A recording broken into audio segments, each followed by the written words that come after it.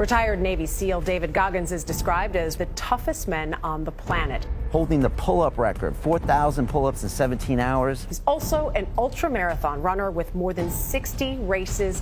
Everybody thinks I'm Superman. I had to tell them the truth. I was not always this strong guy you see. David Goggins is the only member of the U.S. Armed Forces to ever complete SEAL training. He beat the living hell out of me. U.S. Army Ranger School. I had stuff in my notebook, we're going to kill you. And Air Force Tactical Air Controller training. That's when the real war started for me. Athlete, speaker, soldier, and New York Times best-selling author, often referred to as the hardest motherfucker on planet Earth.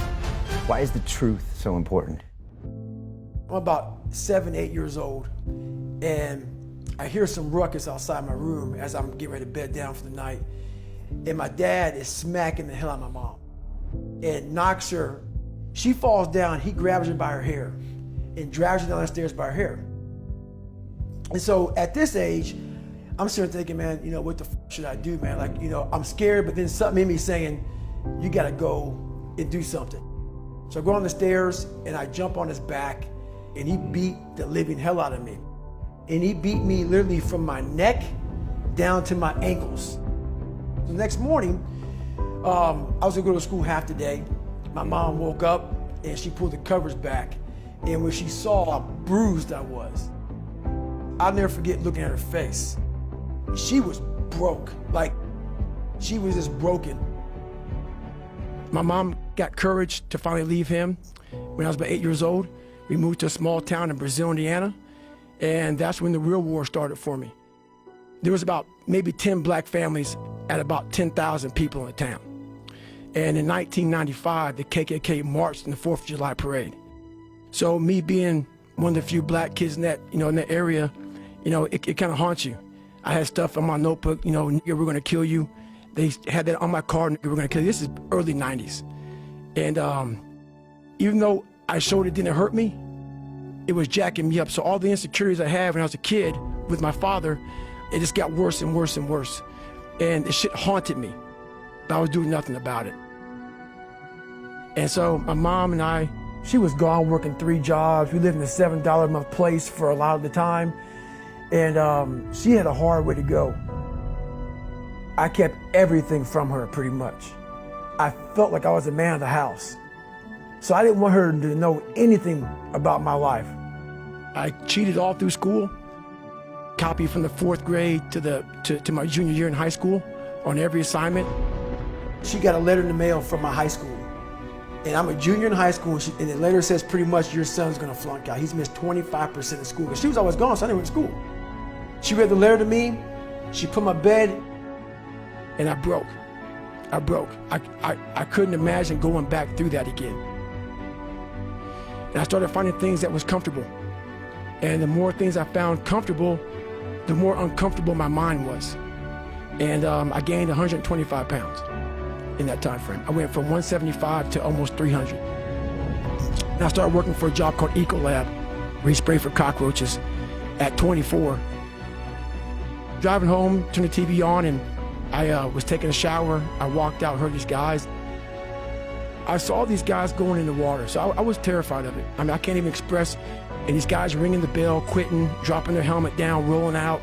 A lot of guys just leaving. And it made me reflect on my fears, my insecurities. And I saw real men, what I thought were real men who were staying, who were overcoming adversity, who were overcoming all these different things that I had blamed so many fucking people in my life, my dad, my learning disability, my skin color, me being everything. And so I sat there for a while and I was like, no one's gonna fucking come to help me. No one's gonna fucking come to help me. It's fucking me against me, period. And I said, the first thing I gotta start doing is facing every fucking fear I have. At this point, I actually drive back to Buffalo, New York to see my dad. Haven't seen him in years because I realize now I gotta fix some shit. I'm blaming everything, but I need to go back to the root of the problem, which is my dad. I gotta face the demon. I gotta go back and see what made him so fucked up to make me so fucked up. Why am I fucked up? And I go back as an older man now. I'm in my 20s. I'm not a kid anymore. And I realized he was the same man that he was. I looked at him in a way, we never said sorry to one another, And he went off about my mom and my grandparents and all kind of shit. But I looked at him in a way that I realize now why you f***ed this up. Somewhere in your fucking life, something f***ed you up. And you didn't deal with it. And so you put that shit on me, my mom, and everybody around you. I'm gonna deal with my shit. You gave me this. I'm gonna fix it though. I go home, several months go by. What it was, I was obsessed with Rocky. When I was a kid, I'd come home every day and I would fast forward with the little VHS tapes to round 14. When Apollo Creed beat the fucking shit out of Rocky, beat the shit out of him, he kept fighting. He was a dumb fighter. That was me. Couldn't read, couldn't write.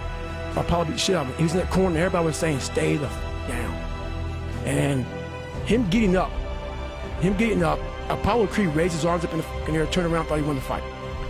He turns around and sees this guy getting up, and it was the face of Apollo Creed that changed my life. The face of Apollo Creed. It was like, just by that motherfucker getting up, not winning, just by him getting the f up, Rocky had taken his soul. His head goes down, he looks at him like, what the f are you? But it said, this motherfucker is gonna keep coming after whatever the f is in front of him. I wanted to be that.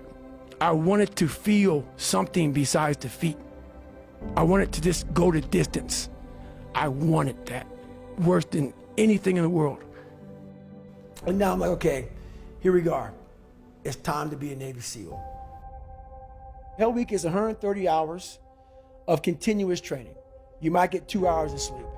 And what it does is, it's designed to break a man. If you only fix the surface, you will never get through Hell Week. We're all, a lot of us are going through a hard time in life. Some people have been bullied, some people are just stressed out, some people are insecure. And the world puts a lot of this shit in your mind. It's not just you. I had to develop a mindset that was indestructible. I had to armor plate my mind. It's about what you're saying to yourself, but it also comes with work. We have a factory, a nice governor in our brain, and it's a survival mechanism. It protects us from pain and suffering. The second we feel that shit, our mind says, oh no, this isn't fun. We should back off. We should sit down, find something more comfortable. It knows what you're afraid of. It knows your insecurities. It knows your deep, dark lies. And it starts to push you away from that shit. It pushes you in a direction that is comfortable. This is the time where you have to gain control back of your mind. I had to build calluses in my brain the same way I built calluses on my hands. The only way I can turn around is put myself through the worst things possible a human being can ever endure. And that'd be the only way that I can build this brain to handle anything that comes in front of it. Retired Navy SEAL David Goggins is described as the toughest man on the planet. You're the only member of the U.S. Armed Forces to have completed Navy SEAL training, U.S. Army Ranger School, and Air Force Tactical Air Controller training, and you've competed in more than 60 ultra-marathons, triathlons, and ultra-triathlons, and breaking the world record for 4,030 pull-ups in just 17 hours. Why is the truth so important?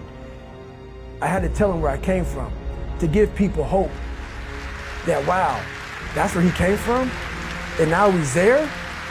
I'd like to thank my mom up here, who